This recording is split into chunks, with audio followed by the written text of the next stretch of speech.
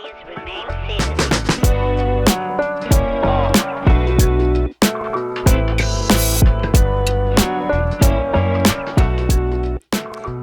estamos iniciando o nosso primeiro episódio do nosso podcast Carreira Makercast. E esse espaço vai ser para a gente falar sobre carreira e as suas infinitas possibilidades.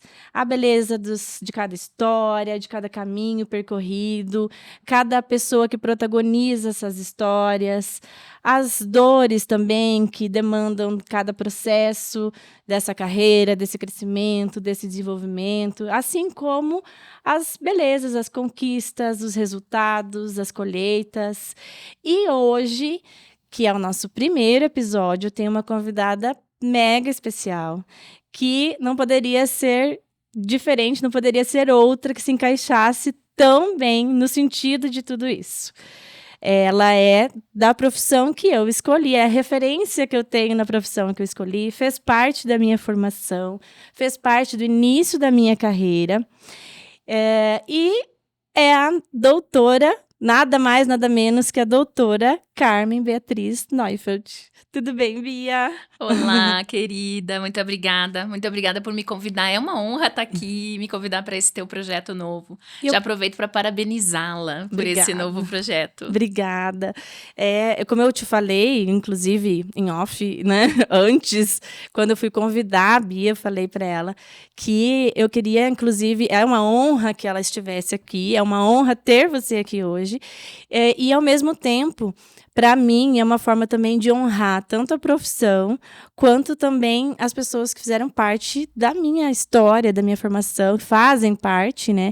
E fizeram parte de uma forma tão, tão especial e tão significativa. Que bom. Eu fico muito honrada e agradecida por tu lembrar de mim para esse momento. Com certeza. Ela estava na minha listinha desde lá do começo, quando eu comecei a pensar na possibilidade já.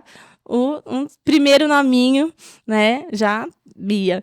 E outra, eu apresento aqui, na verdade é pós-doutora, né, mas nos títulos, quando a gente fala, a gente fala doutora ou fala pós-doutora? Não, nos títulos normalmente faz doutora. Doutora, né? Quando vai apresentar, né? Sim. Mas, né, eu falei aqui a doutora Carmen Beatriz Neufeld, aí eu falo, oi, Bia. Mas é que tá ótimo. É diferente, né, pra gente conversar. E, na verdade, a Bia você faz parte da minha formação lá na época, então, que você era aqui de Cascavel, para quem não conhece a história, né? Sim. Era de Cascavel? Não, na verdade você é de Bagé, isso. Né? A história da Bia de Bagé pro mundo. É isso, né, Bia? Olha, se a gente for ser bem verdadeira, a gente teria que dizer da Colônia Nova para o mundo, né? É mais ainda? É mais no interior ainda, né? Eu sou da zona rural. Né, uma comunidade, uma pequena comunidade alemã que fica na zona rural de Bagé. Naquela época fazia parte do município de Bagé. Hoje se emancipou junto com um outro município que se chama Aceguá, menor ainda que Bagé. Então, se a gente fosse ser assim, bem via de regra, a gente teria que dizer da Colônia Nova, né? Porque foi lá que eu nasci, foi lá que eu fiz a minha formação inicial, né? Meu ensino fundamental e tal. Mas a graduação eu fiz em Bagé. Então, as pessoas acabam sempre lembrando de Bagé, né? Mas você fez lá mesmo, em Bagé. Exatamente, exatamente. Entendi. E assim, só pra gente fazer aqui a gente vai fazer de trás para frente. Vamos começar, não do atual, né, para a gente depois voltar. Até para as pessoas entenderem um pouco o que significa exatamente. Porque, assim, quem é da psicologia, tenho certeza que assistindo aqui, já sabendo quem é a convidada, já entende tudo. Agora, para quem não é, talvez, tanto desse universo, enfim, só para entender do que a gente está falando em relação quando eu falo de ser a referência, né? Porque é uma referência para mim, como profissional, mas é uma referência para a psicologia, com certeza, assim, né? Super representa a psicologia, inclusive, assim, realmente além do Brasil hoje, né? Então, assim, eu tenho uma colinha, né? Porque é muita coisa. Não é só assim, simplesmente, o que a Bia é? É X. Não, é um abecedário inteiro, né, Bia? Então, eu Ô, preciso Marissa, falar. desculpa que eu tô atrapalhando o teu trabalho aí, tô dificultando o teu trabalho. Não é fácil, não é assim. Ai, ai. Mas, ó, então a gente tem aqui, até tem na telinha ali, né? É psicóloga, professora, sumiu, mas eu tenho aqui pesquisadora, supervisora, escritora e palestrante. Então, todos esses títulos e cargos hoje, né? Digamos que essas são as atividades, né, que Uhum. eu exerço, né? Não são. Na verdade, psicologia é o título, né? E Uhum. professora, porque eu tenho graduação em psicologia e também licenciatura, né? Uhum. Em psicologia. E as outras são, digamos, atividades que eu exerço na minha profissão hoje, né? Além da psicologia, né? De ser professora, eu trabalho com pesquisa também e tal. Então, Que é assim, super. Que você são atividades que você super exerce mesmo, né? sim. Porque eu acompanho e eu vejo que assim, não é escritora assim. Lógico, Esporadicamente. Porque livro mesmo é saindo do forninho, tipo padaria mesmo, né? Exatamente, nessa brincadeira, né? Pãozinho saindo. Aham. Quantos livros você já tem hoje escrito, Bia? Na verdade, eu tenho 10 livros organizados, que são livros técnicos, né? Diretamente voltados para psicólogos, psicólogas, né? Profissionais da área. E tenho 30 livros infantis, né? Que são de psicoeducação, infantis e adolescentes, que agora, recentemente, saiu a nossa primeira coleção para adolescentes, né? Então, na verdade, são 34 livros para crianças e adolescentes e 10 livros técnicos, que são, no caso, para profissionais, né? Nossa. Então, são coisas diferentes também. Esse lado escritora, né? Aham. Também tem... eu costumo brincar assim, tem um lado que... Porque eu sou do tempo do disquete, né? Eu não sou do tempo também. do MP3, né? Eu sou do MP3, do MP4. Eu sou do tempo, né, do disquete. Então, tem que trocar o disquete, entendeu? Quando vai escrever para criança, quando vai escrever para Sim. adolescente. Tem papéis diferentes envolvidos também, né? Então, no total... Pelas contas, deve dar o quê? Uns 43, 44 livros, né? E o primeiro livro que você escreveu faz quanto tempo? Que você lançou? O primeiro publicado foi uma obra organizada, né? Que é um que chama Protagonistas em TCC, né? Que é Histórias de Vida e Psicoterapia. Ele é um livro de casos que foi publicado em 2012. 2012. Foi o primeiro, assim, que... 11 anos atrás, não é? Exato. Se for pensar no volume, na quantidade, não é tanto tempo assim, né? Acho que eu gostei dessa brincadeira, né? Eu tô achando também. Eu tô desconfiada, agora acabei de me autoterapeutizar aqui, tô desconfiada que eu gostei dessa brincadeira. E se tu pensar que o primeiro livro infantil saiu em 2016, aí eu gostei mais ainda da brincadeira, né? Porque já saíram 34, se eu não me engano. O primeiro infantil em 2016. Exatamente, o primeiro infantil se chama O Vovô Não Vai Voltar. É um livro para manejo de luto e perdas por parte das crianças, né? Então, esse livro eu escrevi junto com a Aline Reis. Eu até ia perguntar, junto com a Aline, né? Sim, eu tenho vários livros com a Aline, eu tenho vários livros com várias pessoas também, né? Mas livros infantis e essa coleção adolescente também é junto com a Aline, que a gente desenvolveu. Ela é uma super parceira, né? Nessas atividades aí voltadas para as crianças e adolescentes. Sim. Foi minha prof também. Que orgulho. Hashtag orgulho, com certeza. Com certeza. Mas aí, tá. Eu vou ler, então, aqui os títulos, tá? Vai lá. Vamos voltar aqui. Vai lá. E aí, tem um monte de sigla, que algumas eu sei, outras não, mas você vai me... Eu te ajudo. Decodificando aqui, tá? Eu te ajudo. Então, até porque a gente tá falando em carreira, eu vou ler todos os títulos, todas as formações, tá? Tá bom. Então, livre docente em TCC. TCC é Terapia Cognitivo-Comportamental, pela USP. Pós-doutora em Psicologia, pela UFRJ. Doutora em Psicologia pela PUC Rio Grande do Sul. Mestre em Psicologia pela PUC Rio Grande do Sul. Psicóloga pela URCamp, sem falar? URCamp. Professora associada. Acho que a gente podia parar aí. E daí eu falo um pouco dos títulos. Então vai lá. Porque aí tu acabou os títulos. Tá, então pode me falar. Agora é sua vez. Muito bom.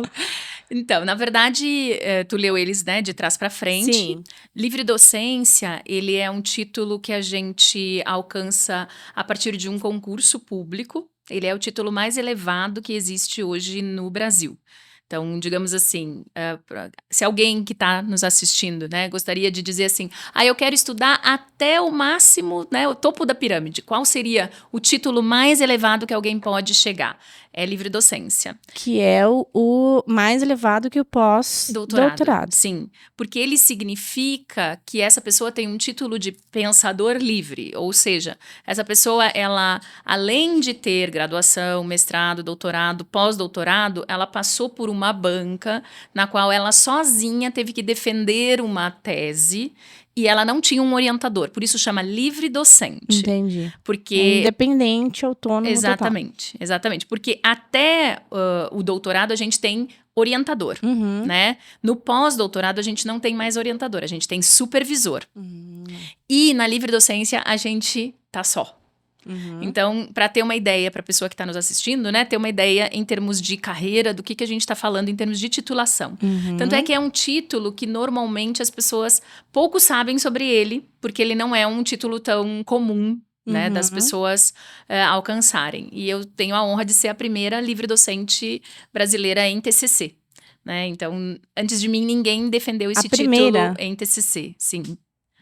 Nossa. Exatamente. Então, é muita coisa, hein? Ele é um título que me honra muito. E depois de você, vieram outros já ou não? Ainda não. É a única, primeira e única, então. Por enquanto, sim, mas eu tô muito na esperança de que alguém venha me tirar da minha solidão. Venha ser seu companheiro, sua companheira nesse título. Exatamente. Nossa. O pós-doutorado, ele é um estágio em pesquisa que a gente faz, e aí a gente tem um supervisor. O meu pós-doutorado eu fiz sob a supervisão do professor doutor Bernard Ranger, em terapia cognitivo-comportamental em grupos, né? Então, é um outro título que me é muito caro na UFRJ, né? Na Federal do Rio. Aí, mestrado, doutorado já são títulos que normalmente as pessoas conhecem mais, né? Que são títulos de formação acadêmica, na qual tu te forma para ser pesquisador, para ser, né? Para ter aí um trabalho de construção de conhecimento, né, de desenvolvimento de conhecimento. Então, aí o meu mestrado e o meu doutorado eu fiz na PUC do Rio Grande do Sul. E a minha graduação eu fiz lá em Bagé, né, na minha terrinha, que é da onde eu saí, né? Bagé, lá no sul do Rio Grande do Sul. No sul do sul do sul. Exatamente, exatamente. Tá. Então, e aí, as outras coisas que tu tem aí na lista já são cargos. Cargos, tá. Então, começando pela professora. Isto. Então, é professora associada do... Olha só essa sigla. DPFFCLRP USP. Essa sigla é difícil. Eu vou te ajudar já de cara com essa sigla. É ótima essa. Essa sigla quer dizer que eu sou professora associada do Departamento de Psicologia da Faculdade de Filosofia, Ciências e Letras de Ribeirão Preto, que é uma das faculdades da Universidade de São Paulo, em Ribeirão Preto. Já começa sendo complexo, né, o negócio. Exatamente. E aí, é fundadora e coordenadora da LAPIC. Isso, que é o Laboratório de Pesquisa e Intervenção Cognitivo-Comportamental. E é fundadora, não é qualquer coisa, né? Não, eu tenho muita honra de ter fundado, né, o LAPIC e coordená-lo, né? Então, eu fui contratada na USP de Ribeirão Preto para iniciar a área de terapia cognitivo-comportamental no departamento que não havia, né? Não havia ninguém trabalhando com TCC. E aí, no meu concurso foi para TCC, para terapia cognitivo-comportamental. Então, faria todo sentido que eu fundasse um laboratório ali, né, e para começar todos os trabalhos voltados para a área de TCC que não tinha. E que faz bastante coisa, né? Porque Sim, eu vejo coisa direto direto acontecendo, né? Sim, eu tenho uma equipe muito grande que me ajuda muito. Bolsista Produtividade, CNPq. Isso.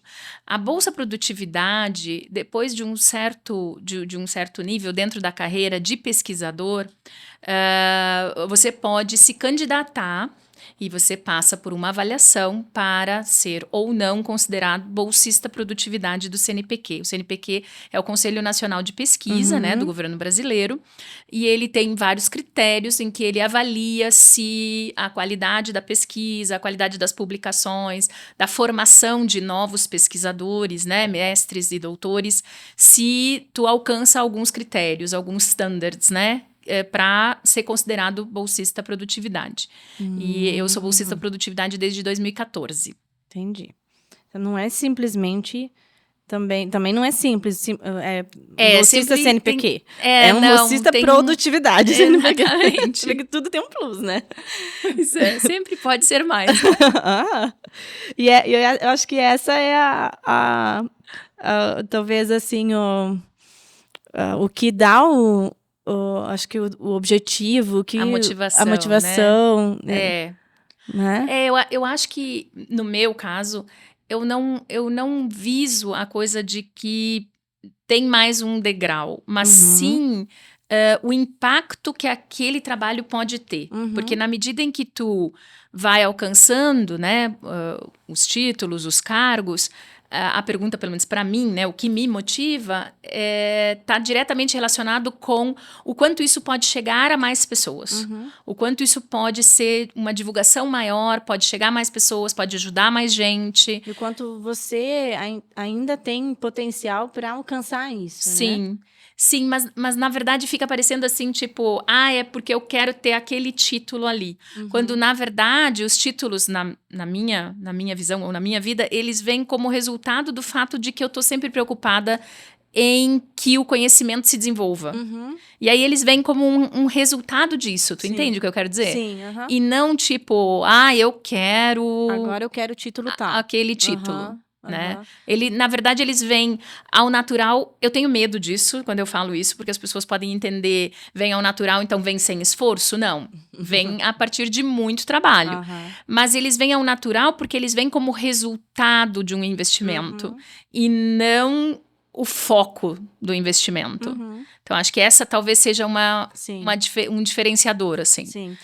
E eu lembro, eu falei ali antes que você fez parte da minha formação, né, do início da minha carreira, e até também para, né, as pessoas entenderem, você era, na época, coordenadora do curso de psicologia aqui, né, na FAG. Quando eu entrei, na verdade, assim, fui a segunda turma. Sim. Né, e você, então, foi a primeira coordenadora ali, né, do curso. E eu lembro que desde essa época, que isso, assim, quando eu iniciei minha faculdade, foi 2013, se eu não me engano. 2003, né? Oh, meu Deus. Isso é um sinal de que faz parte, né, a gente entender que faz tempo o negócio, né? Com certeza. Mas é 2003, exatamente. E aí, então, me formei em 2007, né? E eu lembro que já desde essa época, você já tinha essa então, não sei se isso é uma característica, enfim, mas, assim, porque você trazia, inclusive, para cá, já, assim, os autores dos livros que a gente estudava para a semana acadêmica, para cursos, né? Cursos de extensão. Depois eu fiz o curso de formação, né? Em terapia cognitivo-comportamental que você trouxe. E eu ficava assim, meu Deus, porque, inclusive, para nós, isso não era uma realidade e ainda também não é tanto, né? Falando aqui que a gente também não está num centro, talvez, assim, que isso seja tão... Por mais que seja um centro universitário, mas a gente não está falando de, talvez, um centro aí a nível Brasil, né? E mesmo assim, a gente tinha a oportunidade de ter já, assim, porque você já tinha esse relacionamento, você já construía isso, né? Você já tinha esse conhecimento... já estava na época, se eu não me engano, você fazia, acho que, doutorado já naquela época. Sim, eu terminei o doutorado em 2005. Então, quando a gente se conheceu, eu estava no meio do doutorado.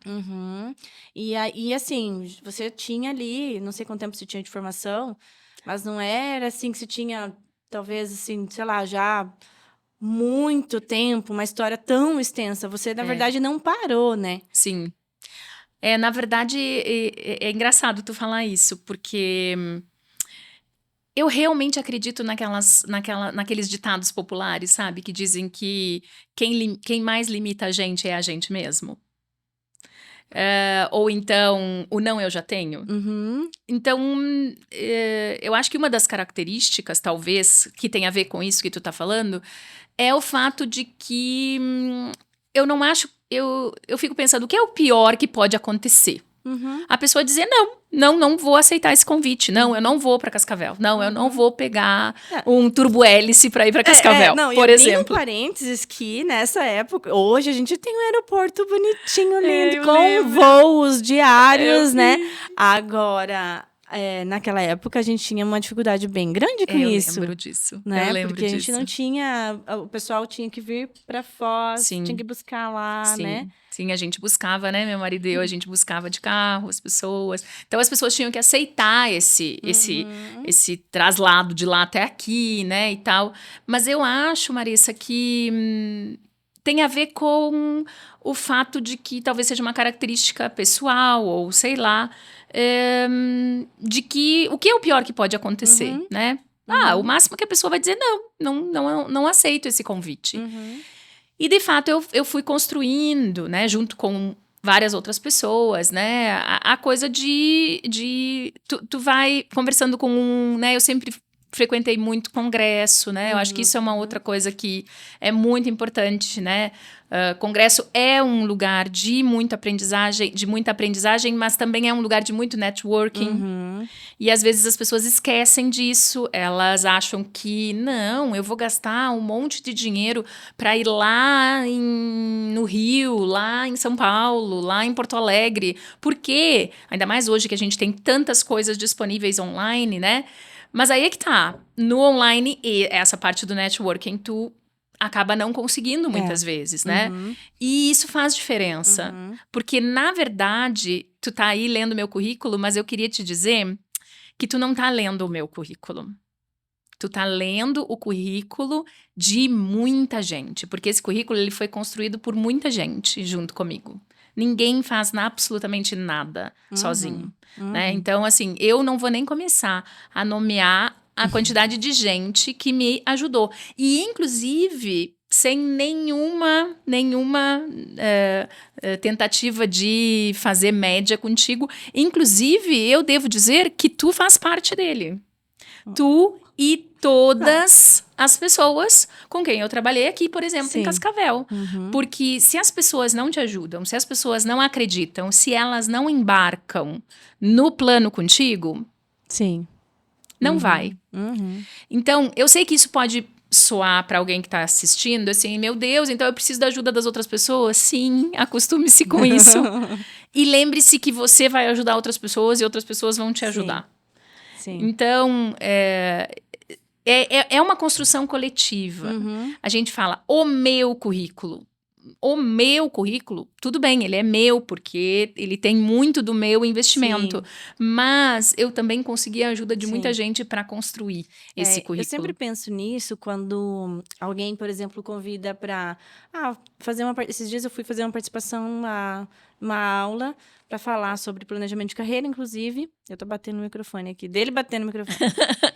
Para falar sobre planejamento de carreira e numa turma de uma formação de administração. Mas, às vezes, de psicologia, enfim. E quando as pessoas também me pedem, ou às vezes pedem colaboração em alguma pesquisa, em algum trabalho, e eu sempre fico pensando, eu precisei disso, e era tão bom quando a gente encontrava alguém que colaborava e que colaborava, assim, realmente, tentando realmente contribuir. Então, eu sempre tento fazer isso pensando nessa troca, sabe? Pensando assim, eu precisei disso também. Eu te diria que a gente sempre precisa. Sim, continuamos, né? Mas, na assim, verdade, falando lá da formação, né?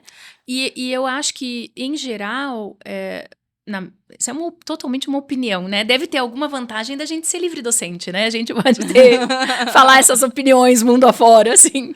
Não, brincadeira. Eu penso que a gente tem tantas construções coletivas que a gente acha que são individuais, e uma grande parte disso tem levado as pessoas a burnout nas carreiras, tem levado as pessoas a uma canseira que não se sabe de onde vem, porque parece que as pessoas têm que carregar os pianos sozinhas. Sim. E às vezes as pessoas muito real estão isso. carregando os pianos sozinhas, mas às vezes as pessoas não estão reconhecendo que elas não estão carregando os pianos sozinhas. Sim. Uhum. Então, eu acho que a gente precisa olhar mais em volta. Eu sei que nós estamos aí, né, falando dos cargos, né, que eu ocupo, mas nenhum desses cargos eu tô sozinha. Nenhum desses cargos eu alcanço os objetivos sozinha. Uhum. E se a gente não olha para o lado e não reconhece, porque na verdade isso é muito interessante. Quanto mais a gente reconhece que a gente não faz nada sozinho, mais em geral a gente está disposto a colaborar. E quanto mais disposto a gente tá a colaborar, isso naturalmente vai atrair pessoas que estão dispostas a colaborar também. Sim. Porque as pessoas elas vão se identificando com aquela proposta. Então quando Vai tu sendo fala, mútuo também, exatamente. Então quando tu fala do tempo que eu tava aqui na FAG, que para mim foi um tempo muito feliz, que eu gostei muito, né? A gente tinha um grupo de pessoas que todo mundo queria carregar o piano. E estava muito disposto a carregar o piano. Então, juntos, a gente construiu o melhor curso de psicologia do interior do Paraná, de uma universidade, na época, faculdade privada. Mas isso não foi a Bia que fez. Isso foi um grupo de docentes, um grupo de alunos e alunas, pessoas que acreditaram no projeto. Então, mesmo que alguém leia o meu currículo, eu sempre tenho muita clareza de que ele é meu, porque ele me pertence, né? Sim. Mas ele não é só meu. Eu sempre sou muito grata a todas as pessoas que contribuíram e contribuem e ainda vão contribuir com ele. Sim. E eu lembro também bastante dessa época de você sempre estar... inclusive até você estava sempre envolvida no mundo, obviamente, no mundo acadêmico, né, da docência, enfim, mas assim, sempre incentivando, inclusive, a pesquisa, sempre envolvendo as pessoas nisso, né? Sim. E então é uma coisa que não é de, lógico que não é de agora, mas assim, é uma coisa que você já veio, né, disso, e ali já foi uma continuidade, é uma construção realmente, Sim, né? sim. E que só vai continuando, de certa Sim. forma, né? E é muito legal tu falar dessa coisa da pesquisa, porque eu acho que a gente, hoje em dia, né, tá muito em cima das coisas prontas. Então, muita reprodução e pouca produção. E pesquisa é sobre produzir novos conhecimentos. Sair um pouco do mais do mesmo e começar a dizer assim, não, peraí, eu quero produzir novos conhecimentos, eu quero... Vamos além disso, ótimo, isso aqui a gente já sabe, então ótimo, por enquanto tá funcionando, por enquanto isso aqui faz sentido. O que a gente não sabe? Porque senão a gente fica muito encantado com o que a gente sabe e fica com muitos espaços, né, no escuro. Ou seja, muitos espaços onde a gente não lança luz sobre eles. Eu sei que é um lugar seguro esse, o lugar do que a gente já sabe. Porém, esse lugar do que a gente já sabe, ele, em geral, não produz muita novidade. O lugar realmente onde a gente consegue produzir, né, novidade é no espaço do que a gente não sabe. E que humildemente a gente diz, eu não sei, eu preciso, vamos investigar, vamos tentar perguntar o que pode ser e levantar outras respostas. É estranho, mas a gente se apega às vezes ao conhecimento que a gente tem, né? Sim. E talvez esse seja um perigo, né? Seja um risco. Sim. É um ditado popular, né? Que quanto mais se estuda, mais se descobre o que a gente não sabe. O quanto a gente não sabe. Mas isso é muito real. Eu costumo brincar assim... Se tu convive com alguém que tu acha que sabe muito, e essa pessoa tenta te convencer que ela sabe tudo, cuidado. Cuidado. Cuidado por quê? Porque quanto mais conhecimento a gente tem sobre um determinado objeto, assunto, tema, mais a gente descobre quanto ele é complexo e o quanto tem mais para saber sobre. Então, isso é meio infinito, assim, é meio interminável. E, ao mesmo tempo, eu acho que um cuidado que a gente tem que ter, porque tudo é equilíbrio, né? Sim. Porque também às vezes a gente tenta... Qual é o risco também de achar? Porque a gente descobre que a gente não sabe, né? O quão pouco a gente sabe. E que a gente sabe pouco para fazer algo, Ah, muito bem. né? Excelente. Pouco para dar o próximo passo. Pouco para Exatamente. contribuir. Exatamente. E aí é muito perigoso, porque daí tu cai no outro extremo, né? Os extremos são sempre perigosos, Sempre perigosos. né? Porque eles nos... Sempre andando perto do precipício, né? Exatamente. Eles nos... Eu costumo brincar que os extremos nos aprisionam, né? Na verdade, por quê? Porque se eu for para cá, eu vou cair para um lado, se eu for para lá, eu vou para ir para o outro. Então, o ideal seria que a gente conseguisse fazer as pazes com o fato de que existem coisas que a gente não sabe, mas existem coisas que a gente sabe. E estas que a gente sabe, o que a gente pode fazer? Como a gente pode contribuir? Como a gente pode fazer diferença, né? Porque no fim das contas, eu acho que é sobre isso.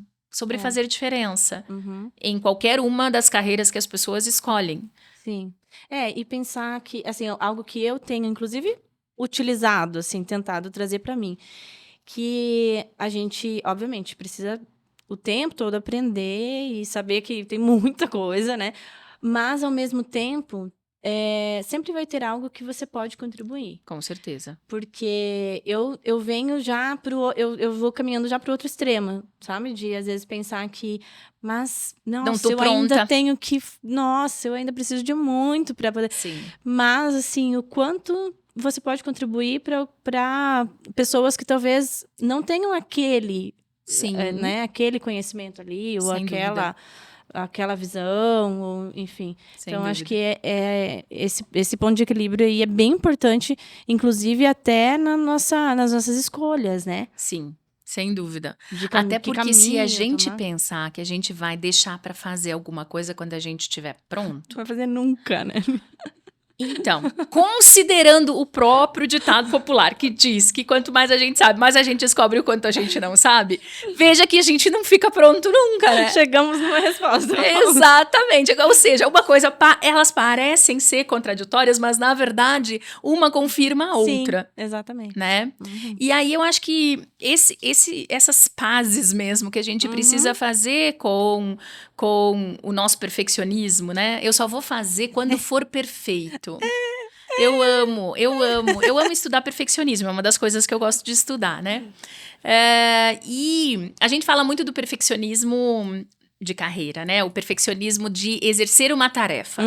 Mas, veja, né? Como psicóloga, eu não posso deixar de falar do perfeccionismo existencial, do perfeccionismo emocional, ou seja, as minhas emoções têm que ser perfeitas, a minha vida tem que ser perfeita, tudo tem que ser perfeito. E a perfeição, na verdade, é uma ideia, né? Abstrata e impossível de ser alcançada. Eu sei que agora elevou o nível da ansiedade de quem está assistindo esse podcast. Como assim, minha senhora? A senhora está doida da cabeça? Não é possível que você vai dizer um negócio desse aqui para mim. Você acabou de desconstruir um castelinho. Era desconstruir que você falava? Eu acabo destruindo. Eu acabo destruindo os castelinhos das pessoas, né, Marissa? Lembro muito da Bia falando, acabei de destruir um castelinho, mais um castelinho. Exatamente. Não que eu me divirta fazendo isso, mas eu inevitavelmente acabo fazendo algumas vezes, né? Às vezes faz parte da função, né? Exatamente. Então, por exemplo, se eu for esperar ser perfeito para poder fazer alguma coisa, aí eu não vou fazer nunca. Porque como a perfeição é uma ideia, né? Tipo, eu só vou fazer quando eu tiver 100% de certeza. 100% é uma ideia matemática que não existe no mundo real. Inalcançável. Sim. Então, portanto... Por quê? Porque sempre tem alguma coisa que tu pode melhorar. Sim. Sempre tem alguma coisa a mais que tu poderia fazer. Mas eu não sei se tu teria que fazer esse algo mais também. Naquele momento. Naquele momento, talvez tu esteja fazendo o que dá pra fazer. E aí, indo pra prática, pro dia a dia, o que acontece é que a gente com esta ideia, a gente não faz nada. Né? Exatamente. Com essa ideia do perfeito, aí Exatamente. é aquela história do feito melhor que perfeito, né? Exatamente. A Exatamente. gente cai nesse ditado. Exatamente. Os ditados populares, eles têm muito a nos São ensinar, sábios, né? Exatamente. Não são à toa, né? Não. E tem um ditado também que diz assim, não existe nenhum crítico melhor do que aquele que não faz nada. Ai. Esse dá uma doidinha, né? Então, se eu não me lanço, eu sou ótima para criticar o que tu faz. Por quê? Porque eu tô sentada na minha cadeira, olhando tu cair. É maravilhoso. O meu lugar é maravilhoso. Por quê? Porque eu tô no meu lugar seguro, enquanto tu tá te jogando, tu tá te lançando. E já que a gente tá falando de carreira, já que a gente tá falando de currículo, né, de cargos, às vezes as pessoas podem dizer assim, nossa, mas ela alcança muitos cargos. Por quê? Porque eu me lanço. Porque eu tô disposta a deixar as pessoas ficarem assistindo eu cair. Porque elas ficarão. Não todas. Sim. A maioria não. Tanto é que eu tava dizendo, a maioria, ela arregaça as mangas e ajuda. Exatamente. Mas sempre existem aqueles 2 ou 3 que ficam assim, só esperando. Vai tropeçar. Vai errar. Vai enrolar a língua. Vai falar uma bobagem. E sempre tem, né? E às vezes faz parte do processo. E às vezes até, pensando assim, de uma forma geral, talvez até não é nem por uma maldade, mas fica ali tentando a nossa procurar condição. alguma... Eu gosto de olhar isso como a nossa condição de ser humano. Nós somos assim. Nós somos interpretativos, a gente avalia, avaliativos, a gente é. E algumas pessoas são mais do que outras, né? Mas pensando, já que a gente está falando de cargos e carreira e coisa assim, eu acho que esse é um ponto importante, né? Há um momento em que a gente tem que se lançar. Se lançar para a imperfeição. A gente acha que a gente vai se lançar para a perfeição. Mas é para a imperfeição que a gente se lança. É exatamente isso. É para a imperfeição, é para uma tentativa. Eu gosto de pensar que eu tentei fazer o melhor com o que eu tinha naquele momento. Nem sempre a gente vai alcançar. Às vezes a gente alcança. Eu não tenho realmente do que reclamar em termos da minha carreira. Se eu for pensar assim, né, das coisas que eu alcancei, porque talvez tu até estava planejando me fazer essa pergunta no final, mas eu já vou dar o spoiler, né? Porque eu acho que eu já fui muito mais longe do que eu esperava ir. Mas talvez seja por isso, assim, por uma consciência de que, ok, vão ter erros, né? Vão acontecer coisas que não andam do jeito que a gente tinha planejado, mas isso faz parte, né? E no final das contas, o processo é o que também vale super a pena, né? Sim. Não é só o título, só né, onde chegou exatamente, que é claro que é importantíssimo, que isso é resultado. O resultado, lógico. Mas todo o processo, toda a caminhada... Mas isso é muito interessante. Vamos para os ditados populares de novo, né? A gente, em geral, só valoriza aquilo que dá trabalho. Já dizia a minha mãe. E é verdade. Né? Por exemplo, se alguma coisa vem fácil, né? O ditado é, o que vem fácil, vai fácil. Então, se a gente pensar nos títulos que sejam, ou nos cargos, como resultado, como processo, a gente acaba vendo o quanto... Por exemplo, eu gosto de pensar em quantas pessoas se beneficiaram com esse processo, além de mim. Em quantas pessoas o meu trabalho ajuda, por exemplo. E quantos amigos e amigas eu fiz nesse caminho, por exemplo. Eu gosto de pensar nessas coisas, porque... Senão, isso tudo qualifica o resultado. Porque o resultado sozinho, ele pode ser muito legal para colocar num slide. Mas se a gente for pensar, para mim pelo menos, né, como experiência humana, ok. Por exemplo, beleza, me graduei em psicologia. Para mim foi muito importante, eu queria muito. Porém, quantas milhares de outras pessoas também graduaram em psicologia? O que é o diferencial? O diferencial é o processo, é o que eu fiz com isso, é as pessoas que se beneficiaram junto comigo, as amizades que eu fiz, as pessoas com quem eu me relacionei. E o quanto isso faz sentido para você. Exatamente. Né? Exatamente. Para a tua vida, para a tua caminhada, para as tuas escolhas, para os seus... eu gosto sempre de quando a gente fala, inclusive, em fazer sentido, né? Pensando nessa questão de carreira, tentar pensar quais os critérios que eu utilizo também para tomar as minhas decisões. Sem dúvida. Porque, como você falou, não é simplesmente pelo título, porque agora eu quero este título. Né? E esse é um critério, faz parte dos critérios que você utiliza na tua caminhada e nas tuas escolhas, né? Não um critério pelo título, pelo próximo degrau, né? Mas o critério pelo conhecimento, pela contribuição, por tudo que envolve isso. E às vezes as pessoas também não têm essa clareza. Sim. De se perguntar o que é valor para mim, né? Por exemplo, se né, tu começou falando um pouco sobre isso, se tu me perguntasse assim, tá, mas e tudo isso tu faz por quê? Porque um dos valores para mim é o conhecimento. E um outro valor para mim é compartilhar. E que faz todo sentido. E aí, se eu olho para esses dois valores, isso explica muitas escolhas que eu fui fazendo. Né? Outra pessoa vai ter outros valores e tá tudo bem, a gente não precisa todo mundo ter os mesmos valores, não é maravilhoso? A gente tem autorização para cada um ter os seus valores e tal, mas se perguntar, né, pelo menos uma vez, o que é valor para mim, que é diferente do que é uma meta. Valor é algo que, na verdade, no fundo, é inalcançável. Mas que eu vou viver a vida toda querendo me aproximar daquele valor, né? Tentando traduzir de uma forma muito simplista uma coisa que é muito complexa. Então, para mim, o conhecimento é um valor. E o valor é quase que inegociável, assim, né? Exato. Ele é inegociável, porque ele tem a ver com coisas muito pessoais, né? Uma coisa que até quando tu estava comentando, eu estava pensando, né? Eu imagino que no teu trabalho tu trabalhe muito com reorientação de carreira também, né? Eu não trabalho nessa área, mas como terapeuta também, né? A gente acaba acompanhando o processo das pessoas nos seus sofrimentos de tomar a decisão ou não, de repente dizer assim, mas eu não quero mais fazer isso aqui. Isso fez sentido em algum momento e deixou de fazer sentido em algum determinado momento, né?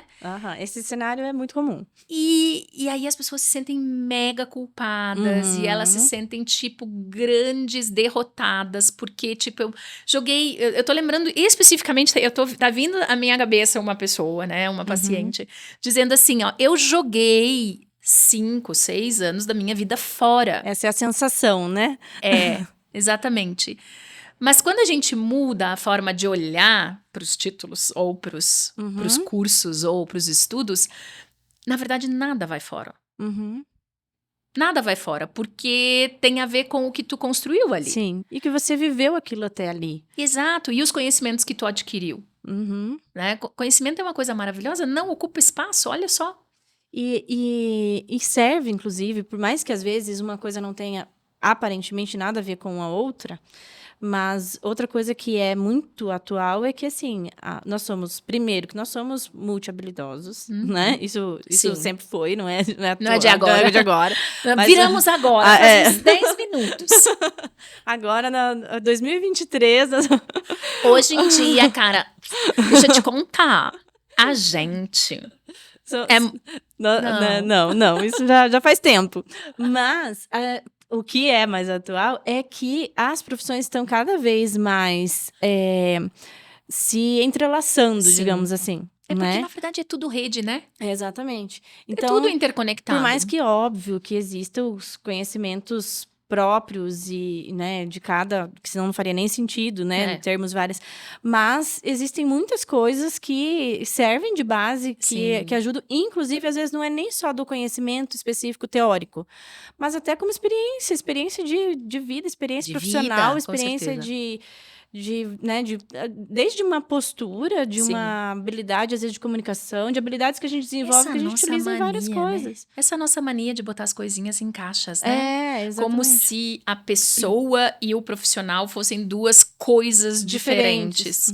Quando, na verdade, eu sempre falo isso, porque eu falo muito com terapeutas, né? Com psicoterapeutas. Então, eu sempre digo assim, eu não posso acreditar num bom psicoterapeuta que não seja uma boa pessoa. Não são dois seres diferentes, né? Tipo, agora chegou o meu, né? Botaram tão bonito, né? As minhas várias atividades que eu exerço. Então, agora eu sou só a professora, agora eu sou só a psicóloga, agora eu sou só... Não, agora eu sou só a Bia. Não. Na verdade, são papéis que a gente exerce, mas eles estão interconectados, assim como as profissões, as coisas que a gente faz, os nossos gostos, né? Então, é muito legal isso que tu tá trazendo. E não só pro psicoterapeuta. Não. Mas, assim, o profissional que tá dentro de uma empresa, dentro de um negócio, o gestor, o colaborador, enfim, em qualquer coisa que vai exercer, a premissa é a mesma, né? Porque ele não é uma pessoa fora e uma pessoa dentro. Por mais que, em alguns casos, se espere isso. Pois é, mas será que isso é possível? Não. Né? Será que isso não é um perfeccionismo mas ainda, existencial? E ainda que seja muito óbvio, é ainda muito esperado isso, né? Mas...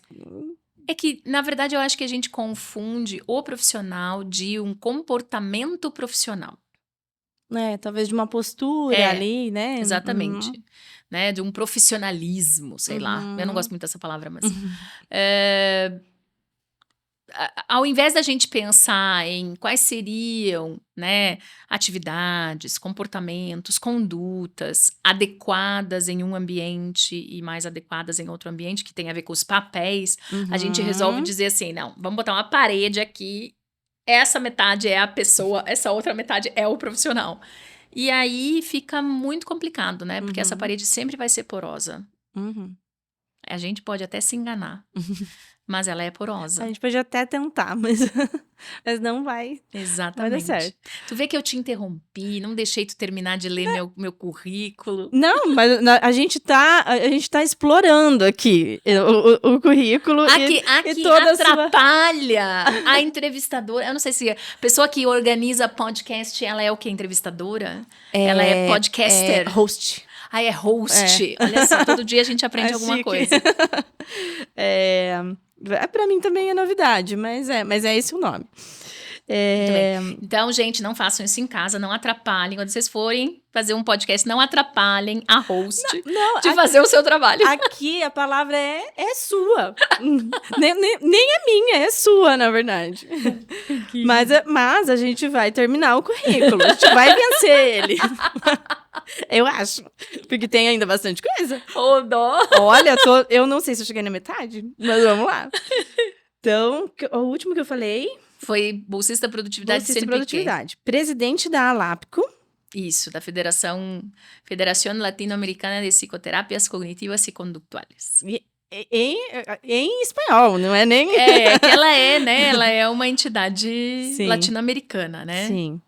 Presidente fundadora da AESB, é assim que fala? Isso, a AESB é a Associação de Ensino e Supervisão Baseados em Evidências.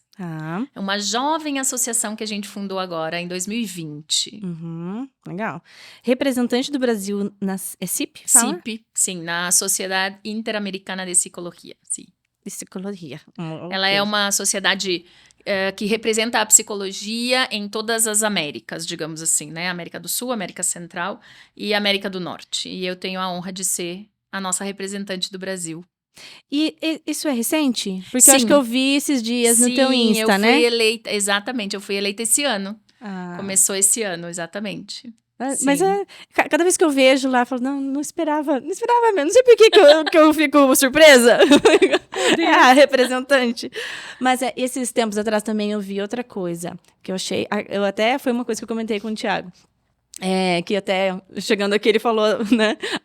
Ela sempre fala, olha onde a Bia tá, olha o que a Bia tá fazendo, olha o que...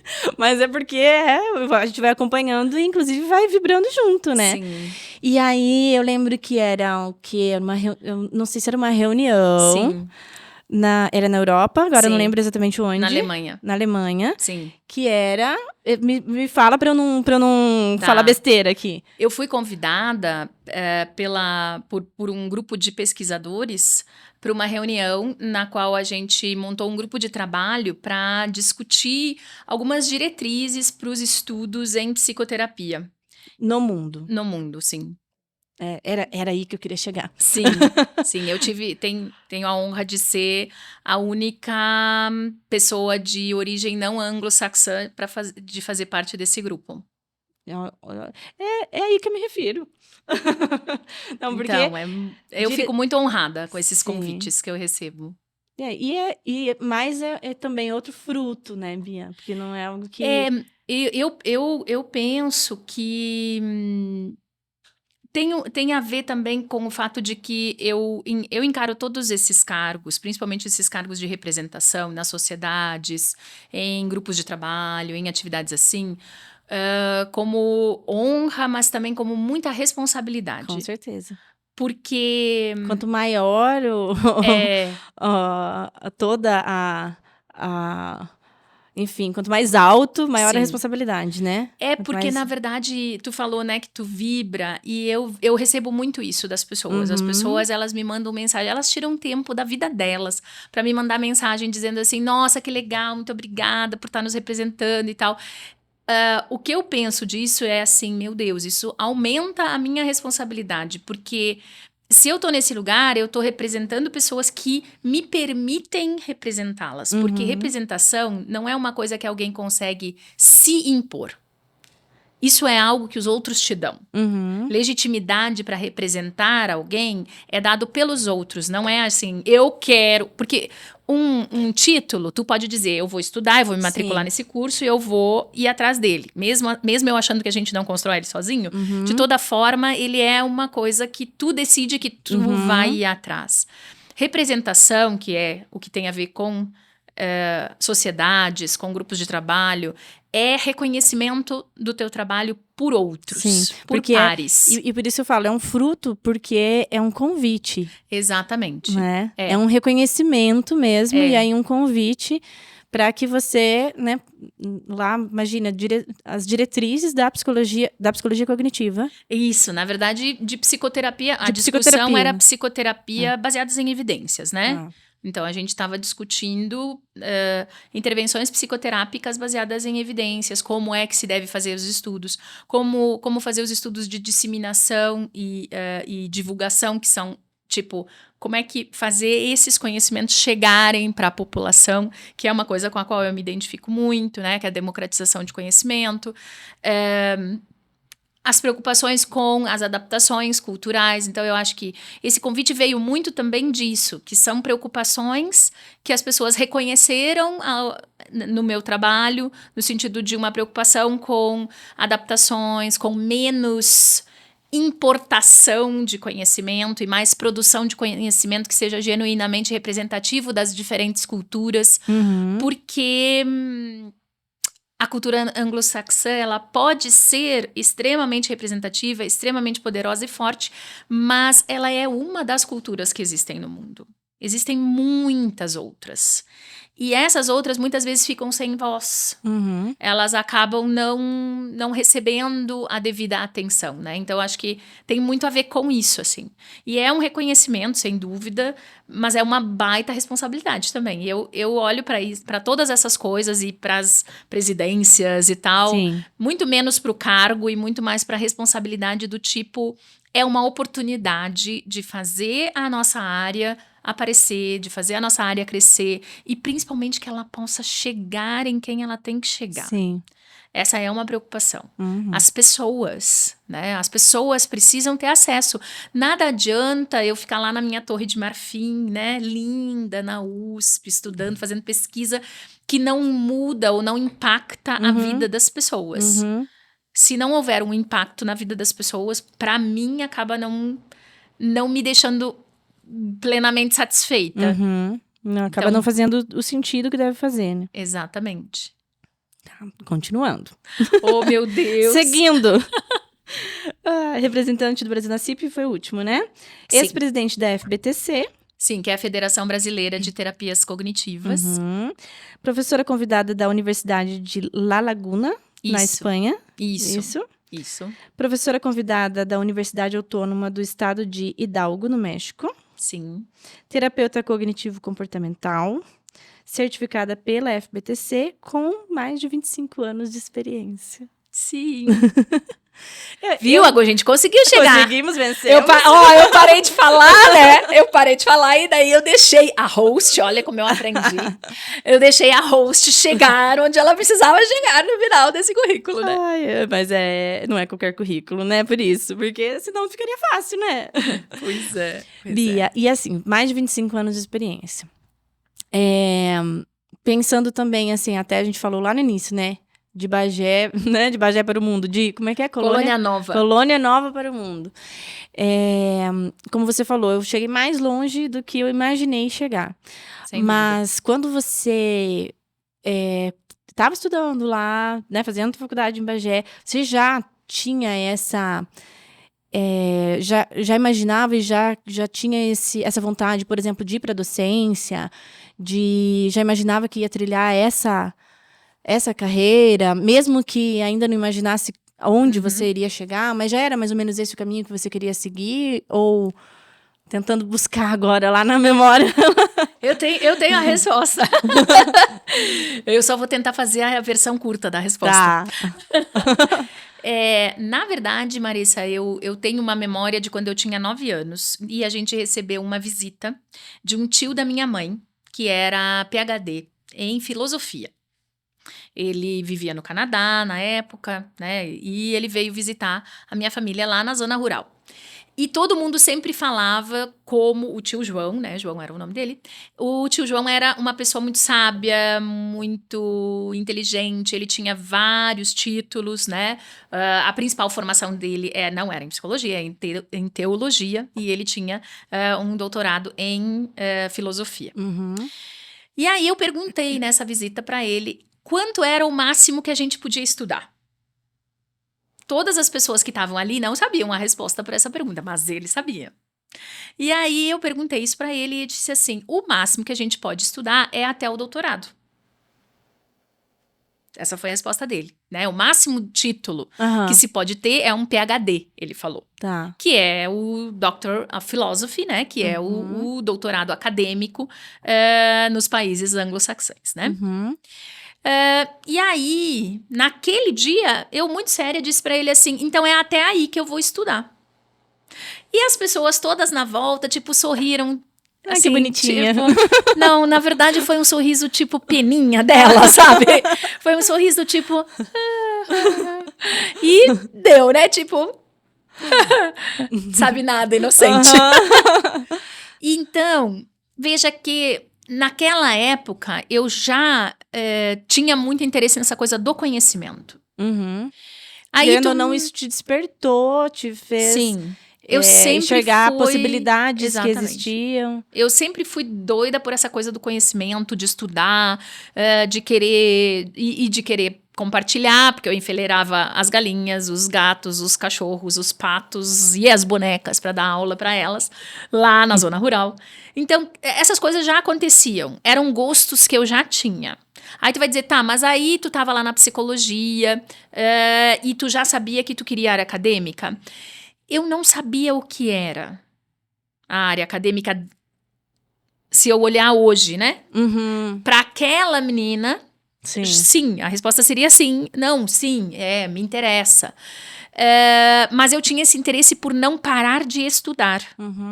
Então, não era tanto... Eu só fui entendendo o que as coisas queriam dizer depois que eu ia me metendo nelas. Sim. Então, e a minha graduação não tinha nada de pesquisa. Zero. Tinha muita prática. Tanto é que eu fiz, até minhas alunas, mentoradas, as pessoas com quem eu trabalho, elas sempre dizem assim, eu tenho a impressão que a Bia não tem área na psicologia que ela não trabalhou. Não é verdade isso, eu queria só em minha defesa dizer que isso não é verdade. Mas eu acabei tendo uma formação clínica. Bem plural, assim. Exatamente, uma formação em clínica, uma formação em escolar, uma formação em organizacional, uma formação em institucional, muito forte, muito voltado para a prática. Mas em pesquisa, Não. Uhum. E aí, eu participei de uma pesquisa de uma professora minha pro doutorado dela. E eu fiquei encantada com aquilo. E foi aí que eu descobri o que era o tal do PhD. Aí que eu descobri que existia uma coisa chamada mestrado e que depois poderia fazer um doutorado. Então foi um pouco nesse caminho, né? Mas não no sentido de que eu já sabia aonde isso poderia me levar. Porque, como eu te disse, eu, em geral, não estava muito preocupada com aonde isso ia me levar, e sim o fato de que eu não queria parar de estudar, o fato de eu ser apaixonada pelo conhecimento. Uhum. O que você precisaria fazer, mas não necessariamente onde você iria chegar com isso. Sim. Né? Tanto é que, quando eu vim pra cá, eu achava que eu ia me aposentar aqui. Por quê? Porque em 2005 eu defendi meu doutorado, já era coordenadora de um curso, né? Já estava aí à frente da implantação de um curso que foi muito bem avaliado e tal. E aí, quando eu terminei o doutorado, e, tipo, consegui descansar do doutorado, que foi bem puxado, né? Pronto. No sentido... exatamente. Aí eu levei um tempo, mais ou menos um ano e meio, pra descansar, né? Porque eu viajava toda semana pra Porto Alegre, né? De ônibus, pra fazer doutorado. Aí eu comecei a ter, assim, uma sensaçãozinha do tipo... Um bichinho. Isso aqui é muito legal, mas esse curso já foi bem reconhecido. Esses alunos aí estão garantidos na sua boa formação. Um bichinho que não deixa quieto. Exatamente. Mas não é uma insatisfação, porque isso é muito interessante. Eu estava comentando isso hoje na atividade que eu fiz hoje de manhã. Eu não saí fugida de Cascavel. Eu adorava aqui. Tanto é que eu tinha saudade de voltar aqui. Nem da FAG, eu adorava.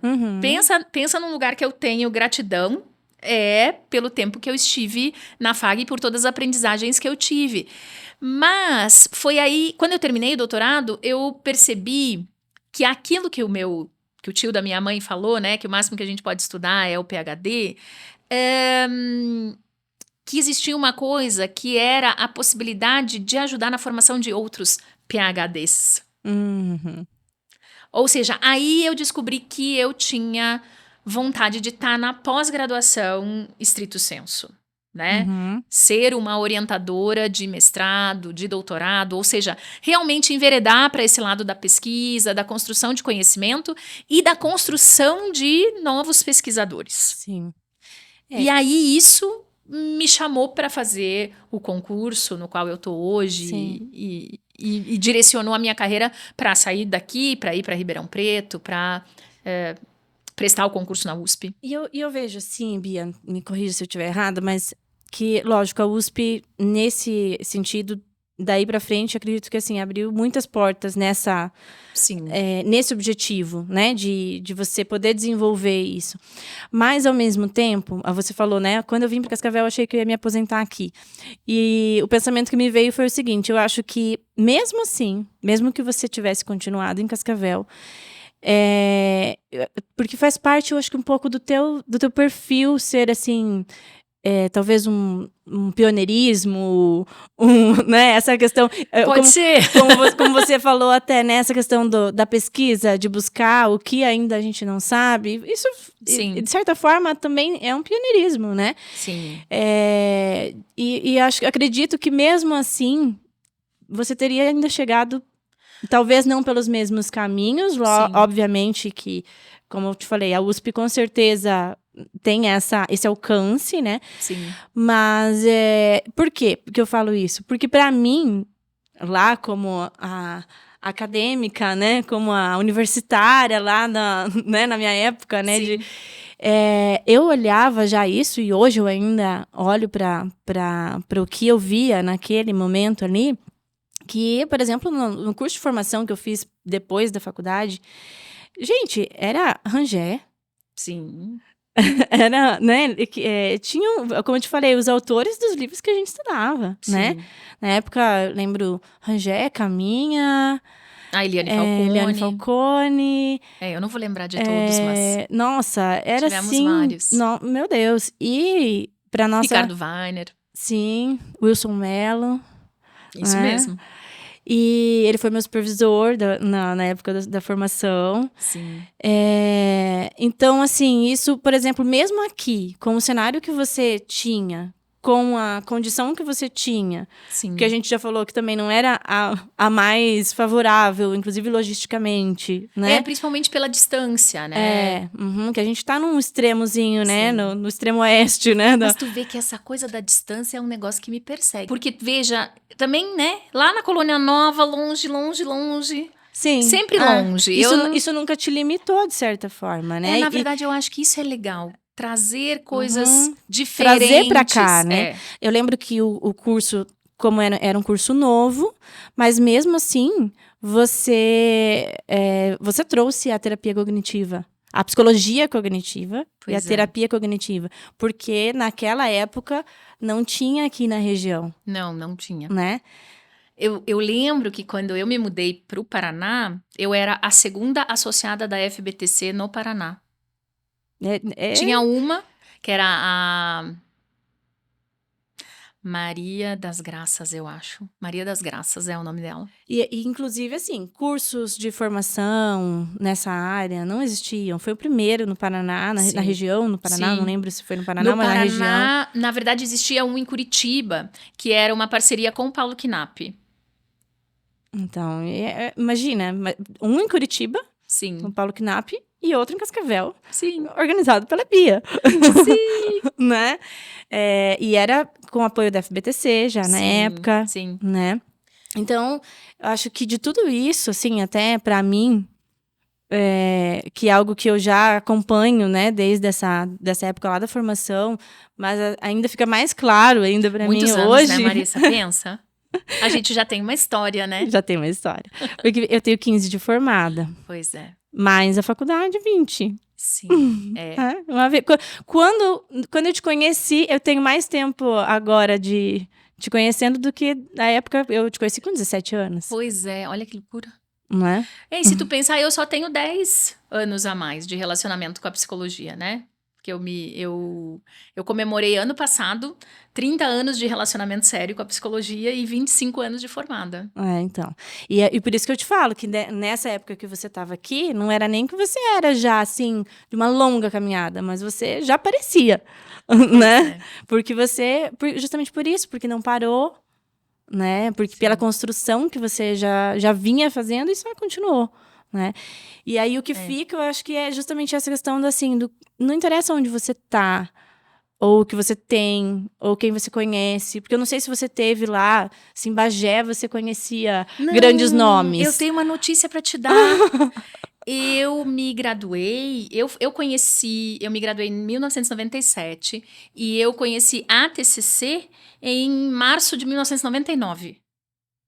Então, imagina. Não tinha, nem na graduação não tinha não conhecia nada de TCC. Nem TCC e nem ninguém, né? Não. Então, eu nem sabia que existia TCC. TCC, que é terapia cognitivo-comportamental, não sabia nem que existia. E você foi se envolvendo, né? Como você falou, eu vou me lançando, né? Sim. Então, eu acho que, além, né, dentre muitas outras coisas que eu acho que super, mega válidas, assim, da nossa conversa, eu acho que isso não sei se eu poderia dizer que poderia resumir, porque eu acho que seria ainda muito simples, né? E não é tão simples assim. Mas acho que é justamente isso, né? Não interessa onde você tá, quem você conhece, a condição que você tem, porque basta você entender o que você quer e também mais isso, nem exatamente onde você quer chegar. Sim. Né? Mas o que você quer fazer, né? O que faz sentido para você desenvolver, o que você quer atingir, talvez, né? E não é onde você quer chegar, mas o que você quer atingir. Sim. E onde você estiver, você vai fazer, vai realizar. Sim. E eu diria, assim, que se eu tivesse que resumir, eu diria... tem a ver com as nossas coisas, mas tem a ver com a colaboração, com quem a gente se associa. Uhum. Com quem a gente se junta. Uhum. Porque, de fato, a gente não faz nada sozinho. Eu vou voltar a insistir nisso.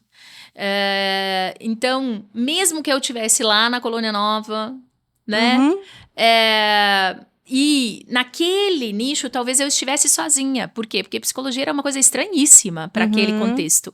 Então, eu fui buscar ficar próximo das pessoas que também acreditavam daquela mesma coisa. E você foi se envolver, né? Exatamente. A gente precisa buscar esses lugares onde a gente encontra interlocutores. E aí, as pessoas, isso é um espelho, isso vai voltar, né? Porque tu vai, literalmente, eu gosto muito de pensar que a gente constrói círculos virtuosos. Mas esses círculos virtuosos começam com ações nossas. Às vezes a gente está esperando que os outros façam. Comecem o ciclo, né? Exatamente. Então, o que eu diria como recado, né, final, assim, para as pessoas que estão nos assistindo, Marissa, é assim, ó. Encontre aquilo que faz o teu olho brilhar. Encontrou o que faz o teu olho brilhar, te junta com outros que também acreditam nessa mesma coisa, porque juntos a gente consegue fazer grandes coisas. Ótimo. Que lindo. Eu lembro muito de você falando também isso. Que lindo. Eu gosto das coisas lindas. Mas é exatamente isso, né? Acho que é um super aprendizado, uma super contribuição, né? Obrigada. E eu até falei no começo, e não concluí só um raciocínio, que você fez parte da minha formação, e depois que eu lembro que me formei, nem tinha terminado ainda, não sei se você lembra, você me falou, você estava no consultório, na clínica, né, que você atendia ali na Recife. Sim. E aí você me convidou para atender lá, sim, né? Sim. E isso foi o meu minha primeira experiência como profissional dentro da psicologia. Lindo. Foi meu primeiro trabalho, né, na clínica. E aí você falou, vai que eu te indico, vai que eu te ajudo, vai que, né? Então, assim, como é muito real na prática, toda essa questão que você falou, né, do quanto da contribuição, dessa questão mútua, Sim. Né? E eu lembro muito disso com muita gratidão, porque isso foi, assim, muito importante pra mim, muito especial. Eu lembro que eu fiquei 1 ano na clínica ali contigo. Aí foi o ano que você foi embora, né? Sim. Aí eu acabei indo pra organizacional, agora eu voltei pra clínica, enfim. Mas o quanto isso, pra mim, assim, teve um significado gigante, assim. E o quanto eu tento levar isso hoje, inclusive para tentar também praticar, né? Colocar isso em prática. Então, isso se o objetivo é contribuir e atingir, né? O objetivo cumprido aqui. Eu fico feliz. Aqui, objetivo cumprido. Eu fico feliz. E continua, né? Só uma coisa que eu queria comentar, né? Sobre essa coisa dos círculos virtuosos. Às vezes as pessoas dizem assim, ai, tu me ajudou muito, o que eu posso fazer para te agradecer? Passa adiante. Ajuda alguém. Continua o círculo virtuoso. Porque é isso que não deixa as coisas legais morrerem. Porque às vezes a gente vê tantas coisas que não são legais, que crescem e que se desenvolvem. Tá na nossa mão fazer as coisas que a gente acredita desenvolverem. E assim, eu acho que é importante a gente falar isso, porque não é um discurso, né? Não é só discurso. Isso é da prática, porque eu sei lá de trás, né? E continuo acompanhando até agora. E, na verdade, eu acho que são oportunidades que a gente recebe, são presentes. As pessoas confiarem na gente, exatamente, são presentes. Então... E eu naquela época, eu falei, meu Deus, né? E se eu te disser que o contrário também é um presente? Porque merecer, uma honra, exatamente, né? Na verdade é recíproco. Às vezes a gente pensa, o fulano fez pra mim, mas provavelmente a tua ação também foi alguma coisa importante. Pelo menos é assim que eu vejo, né? Receber a confiança das pessoas, na minha opinião, é o maior presente que alguém pode te dar, a confiança delas. Então, muito obrigada pelo teu presente. Eu que agradeço, e agradeço mais ainda pela confiança de você ter vindo hoje aqui. De participar, de estrear, né? Estrear esse novo projeto, né? De fazer parte disso comigo. E mais uma vez você fazendo parte de um início, né? Adoro. de um início importante, porque é algo que já está sendo gestado, né? Faz um tempo. E é mais um bracinho aqui, né? Mais uma coisa que a gente quer desenvolver. Inclusive, o objetivo é também poder contribuir, né? Com quantas pessoas forem possíveis, né? Quantas pessoas aonde isso chegar, onde as pessoas puderem assistir, que isso possa ser contribuição. E eu tenho certeza que foi uma super contribuição. Obrigada. A sua participação aqui. Muito obrigada. Hoje, tá bom? Obrigada, querida. Obrigada. Foi um prazer. Sucesso pro projeto. Muito obrigada.